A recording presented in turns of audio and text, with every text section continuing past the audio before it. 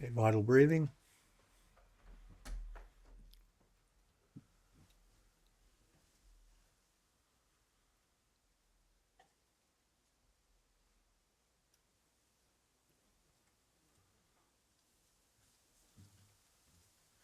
Just gently increase the intensity of the stretch as you vital breathe from the fingers to the toes to the crown. Gradually increasing the will and the feeling of the energy.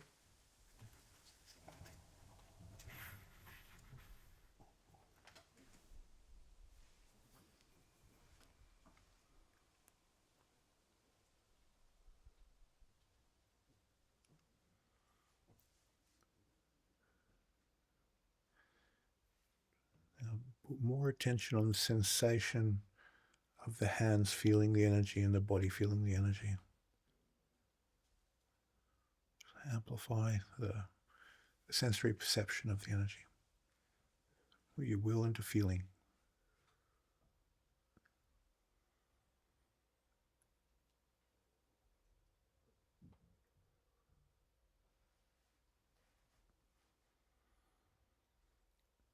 I want you to make a separation between the energy and the sensation and you being able to feel the energy.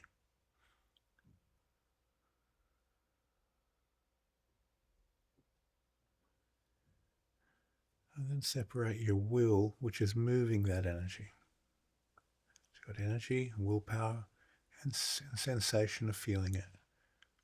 There are three different things. The will drives the energy, mind perceives it, feels it. You have to very gently just separate these three as you build the ball.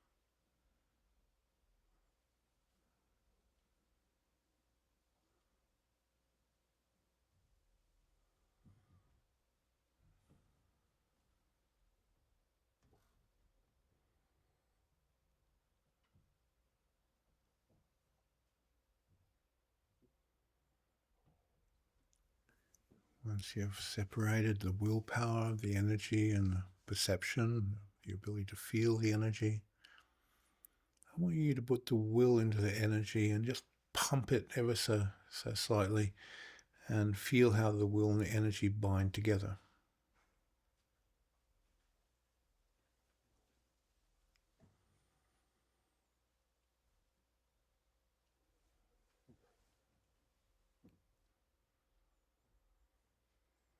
And in order to peak that energy, you have that connection between the will and the energy where they bind. But then after you've projected the will as you breathe out and you breathe in, there's a slight unbinding. Your mind pulls back from the energy, opens a space as you breathe in. So it has a less connection on the in-breath than the out-breath.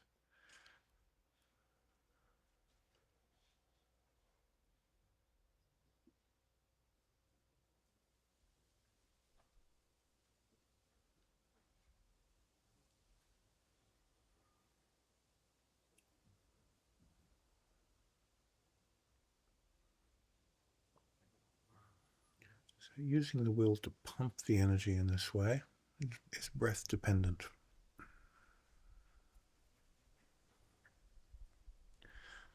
Now what we're going to do is feel the energy with a sense of feeling. Now we're just simply going to invite more energy into the ball through our perception of the energy, through a soft yin invitation. Just invite more energy to flow in, very gently. So we're not willing it in, we're inviting it in through the perception of the energy.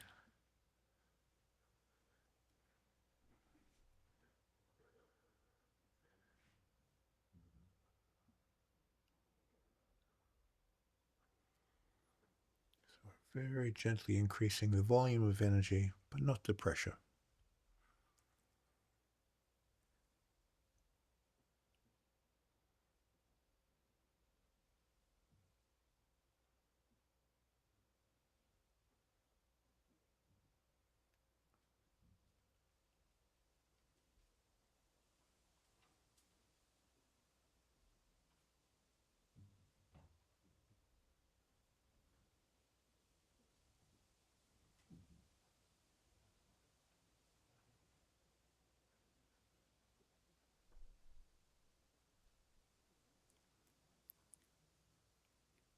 Once you've invited more energy in and you've increased the volume of the energy, I want you to pressurize it with your will. Not just in the ball, but in and around you.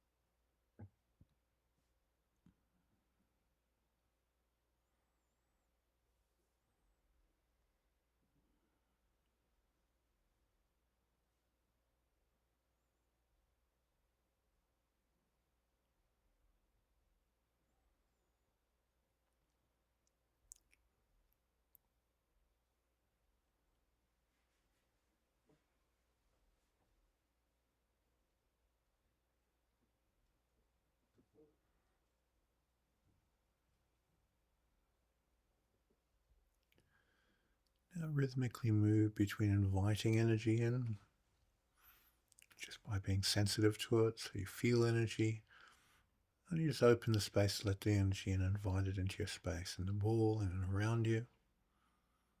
And then when you're ready, you apply your will to it and compress that energy, put power behind it.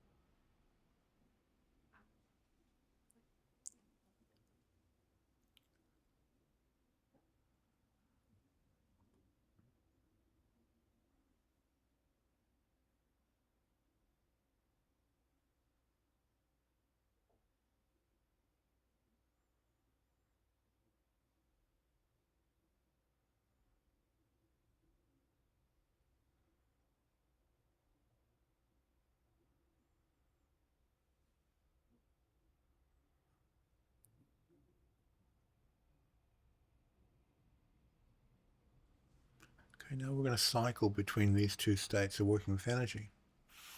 On the in-breath, you're going to disconnect from the will and just invite energy into the sphere around you. Long, slow in-breath. Invite, fill the balloon. Gentle invitation for the energy to flow in. Then on the out-breath, apply the will. Compress all that energy in and around you, in that sphere around you. Long, slow out-breath, compressing, condensing.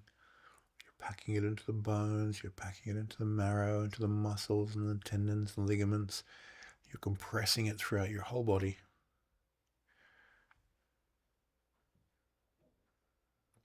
Long, slow out breath.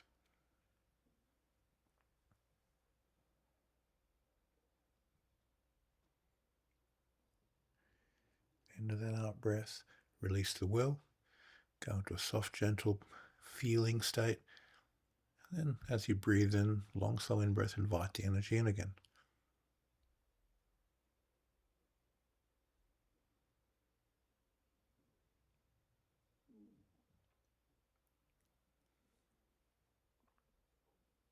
After you finish the long, slow in breath, apply the will to that energy you've drawn in, compress it in the ball, and compress it into the bones, the muscles, tendons, ligaments, joints.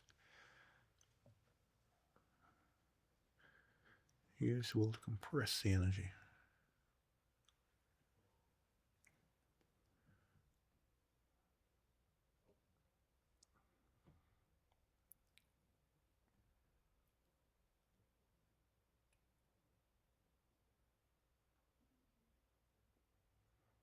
At the end of the out breath, release the will, go into that soft, gentle state of energy awareness. As you breathe in, invite more energy into the sphere.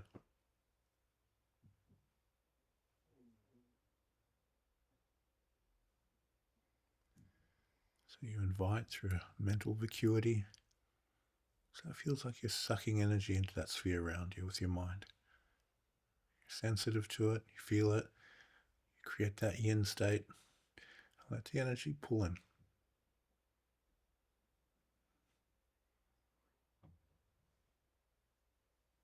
Long, slow in breath. Then when you're ready to breathe out, take ownership of that energy, put the will to it, condense, and condense that energy. The bone marrow, through the bones, muscles, tendons, ligaments, joints. Long, slow breath, compressing that energy into the body.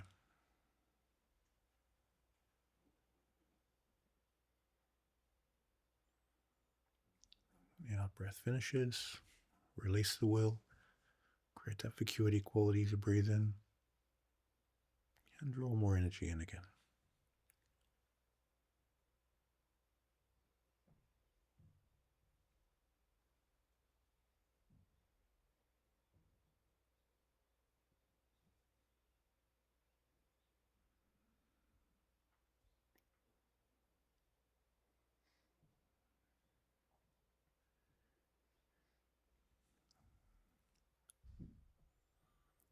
Okay, now I want you to just explore those phases. With the in-breath, you're creating a vacuous state, and the out-breath, you're creating a condensed, willful state within the energy. And notice the use cases for those. One's very gentle, one's very willful.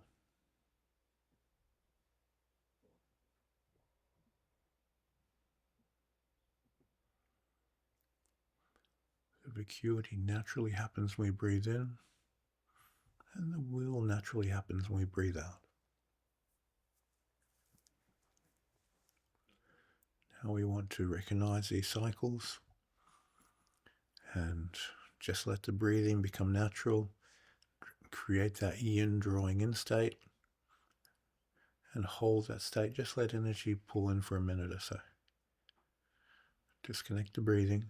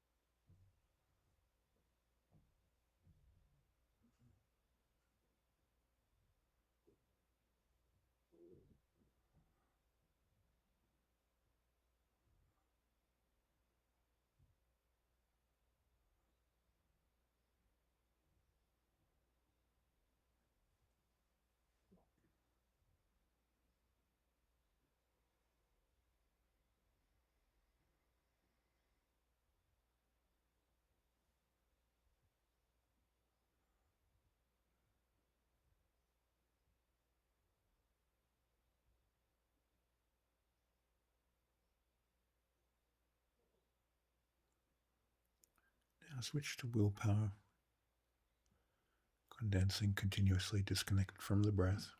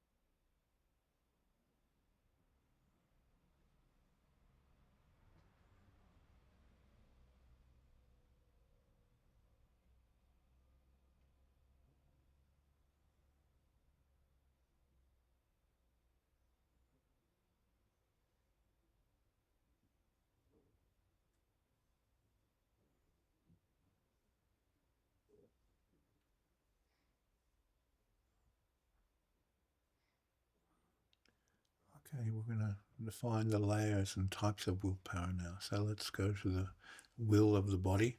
Just stretch your joints open ever so slightly. Take your mind into the life force and will the life force with the will of the body. Let your body consciousness condense and compress the life force. Vital will.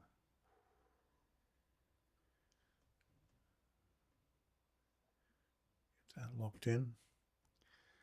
Now relax into the astral body. Astral will. You may have to take a few astral breaths if you need to.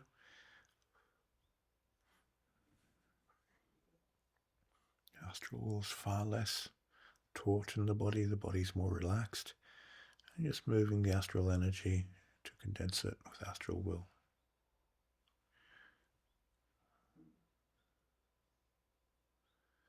The will of the astral body.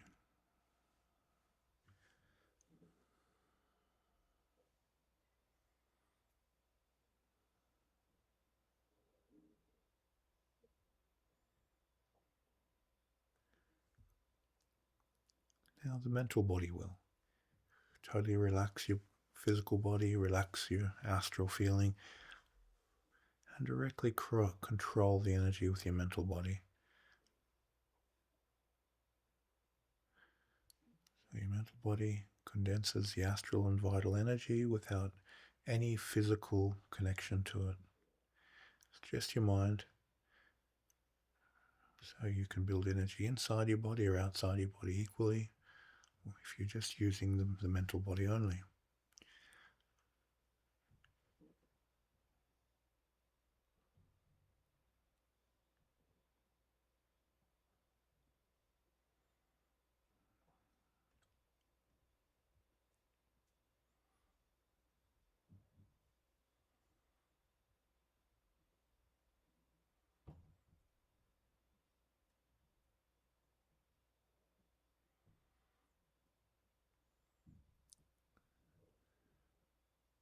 With your mind, move that energy a meter in front of you and use the awareness to condense that energy in front of you.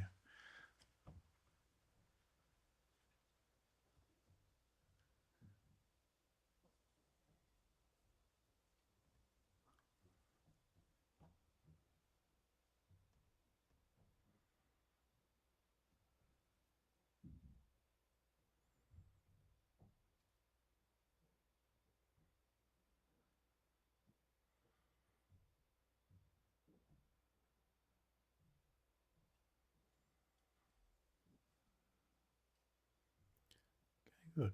And relax and release.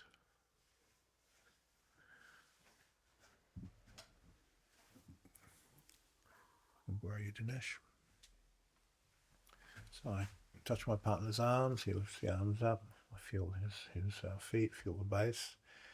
And then once I've got that, extend vital energy from vital will, and it's on physical level.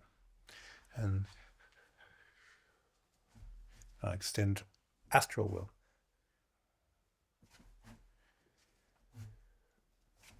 And there's no body stretch at all. And then mental will.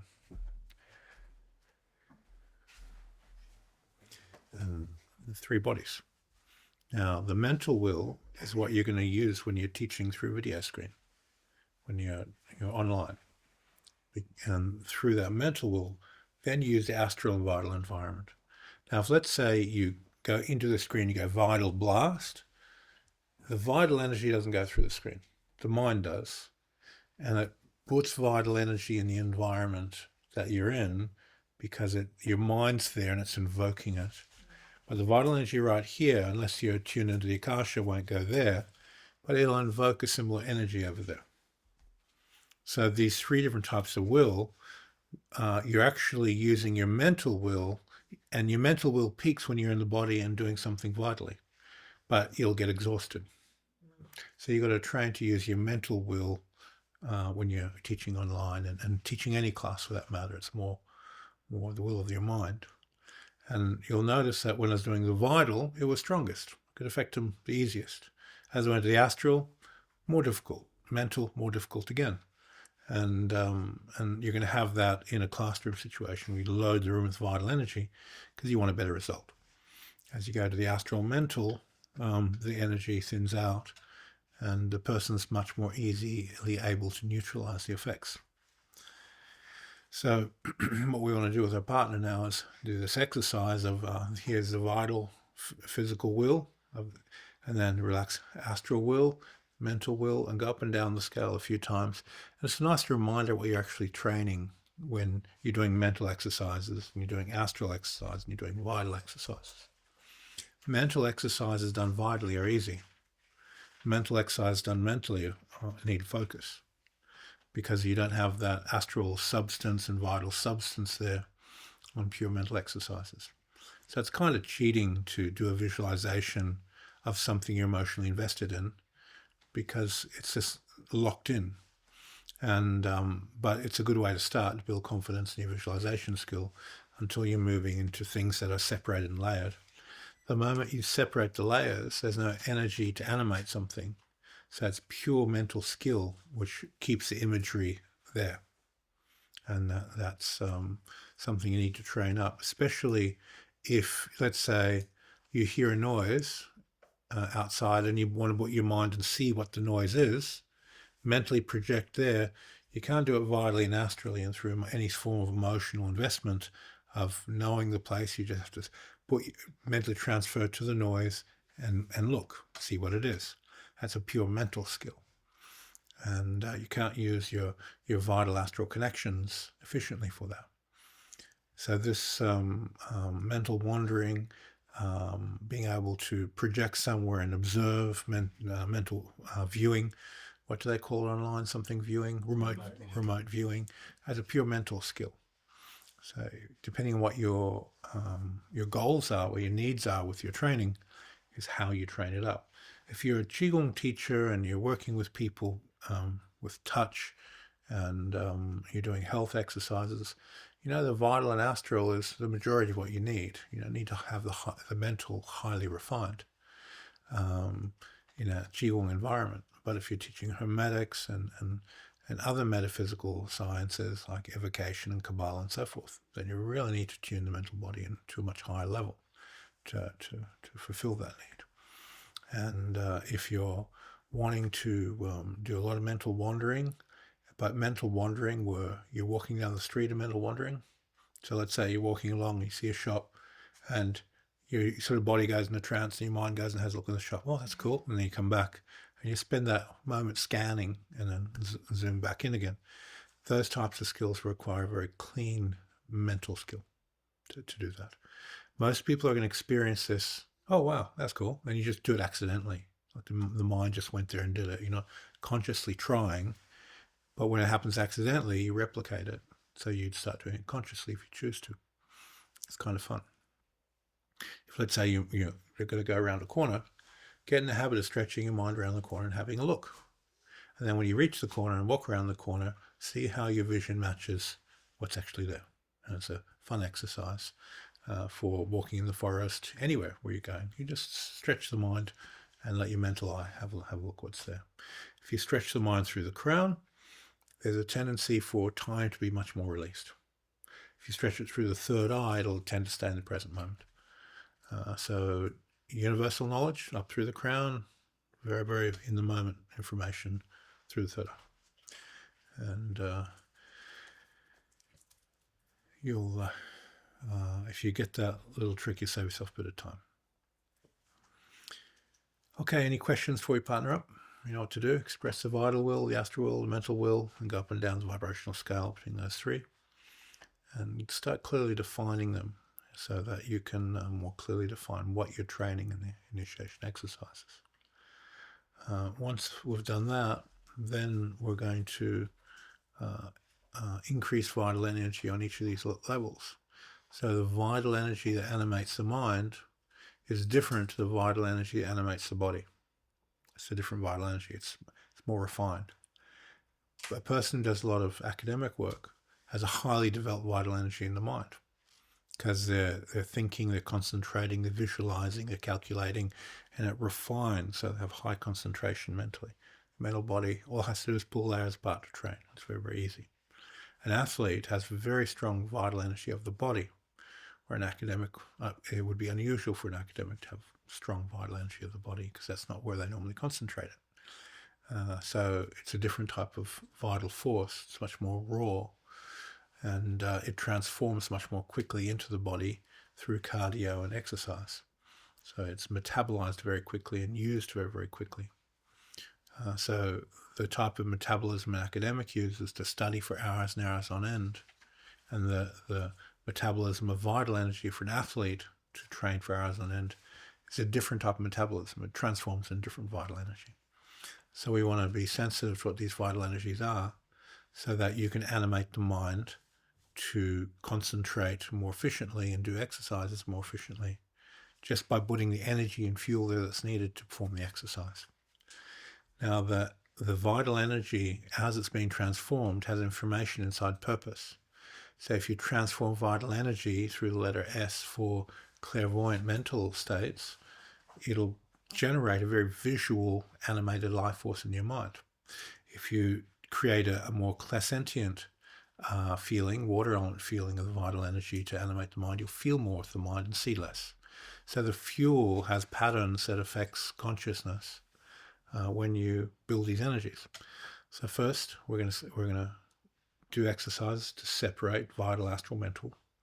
And then we're going to take energies into the mental that suit different purposes, metabolize it, create a fuel out of it, and ride the fuel to do the exercises. And it's kind of fun because when you get it, you go, oh, well, that was easy. You know, and people spent years doing exercise and goes, click, it was just all about the fuel. And previously the fuel's coming from the ego. When the ego has doubt, the mental body can't do it. We want to bypass that barrier.